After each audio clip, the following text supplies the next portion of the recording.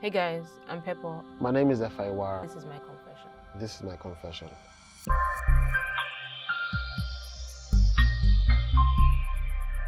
Back then, long ago, in his distant land, Onokwe, one tiny short devil, decided that she was going to get back at her brother for doing something. Now let me tell you what happened. So, we did a lot of things to annoy Momsi at that period, and we all know African mothers, they can overreact to certain points that you said you'd be asking that, is this woman my mother? She dealt with us. So the repercussion of that was the siblings will gather and will start talking now. I insulted my Momsi, my brother insulted her, my sister insulted her. Everybody shall said their little 2 cents that they had. One day, my brother, I think he stole something from me, and he did not tell me he was the one. And I saw it in his cupboard, and I was pained. I was like, how will you take this thing that is very precious to me and you decide to keep quiet? I said, no problem. I left that thing there and I said, I'm not going to do anything, but I'm going to get back at you. I went to cast every single thing to my mother. I left nothing out, but obviously I left my part out. How will I go and say, Mommy, I said this about you at your back? It's not possible now. I just went there and I spilled my guts. I did not leave any stone unturned. Momsi was furious. She was, you know, that heavy panting. She was like, he said this. When was this? Why will he say this? After doing this for him? I'm his mother. Blast, boast, this, that. Obviously, you know when you do something to your mother, your father will get to know about it. So she told my father. My father said, no, you're not staying in my house today. You have the effrontery to say such about your mother. Why? Leave my house. And I started shaking. I was, I said, no, it was not like that. It was not like that. I was really begging. Not knowing I was the little demon that casted him. My brother too was saying, please, let me beg Daddy, He was a serious matter in the house. That's how, he was about to leave. But he did not leave because we all pleaded, obviously. Once everything settled, we now started wondering and pondering that, okay, what happened? How did they get to know about this thing? Guess what I said? I said, Momsi planted tape recorder in the house. So she heard everything that we said, and she was just listening. How did tape recorder come into play? We had a small box in the house that looked like a phone, but it was not a phone. Back in the day, I'm sure if you're a 90s kid, you might know what I'm talking about. But it was a small box that had certain buttons on it, play, stop. I think it had record, but I'm not really sure. But it looked like something that could record something, but it was not even one. I told my brother and my brother, I was like, it'd be like saying another thing Momsi used. And it had a tape inside, so obviously they believed that it could record. And guess what? They all chopped it. Up until today, they believe that na tape recorder cast them. Meanwhile, their little sister. I'm sorry if you're watching this. I meant you no harm. I love you, bro.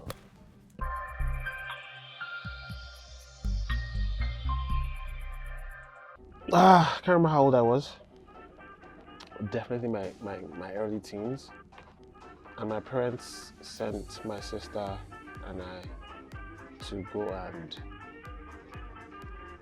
grind pepper or something random. Nothing too crazy. It's about 6 p.m. So we're walking together, and then I see one of my closest friends. We pass his house. I'm like, oh, let me drop by and just say hello to my friend. We get there, I see my brother there. We all just have fun. We're playing video games. My sister like, look, we need to grind this thing. I'm going.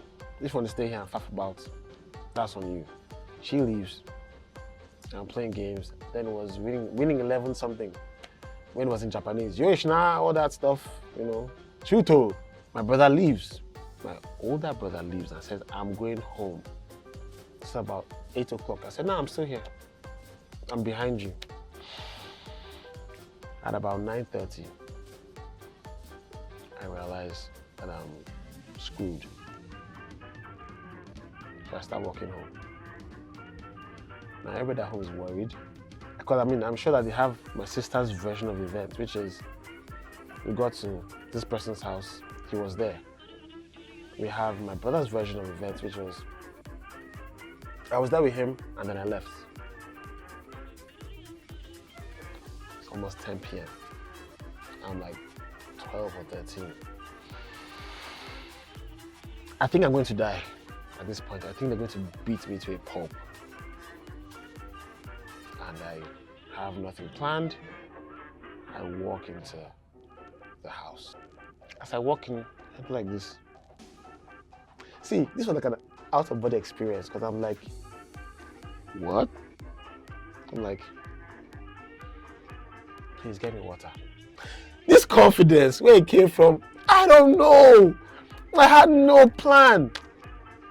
Please get me water. My voice has changed. I drink a glass of water, I drink it. As I'm drinking, I'm thinking, calculating pi square 2/10 plus 3. When I finish,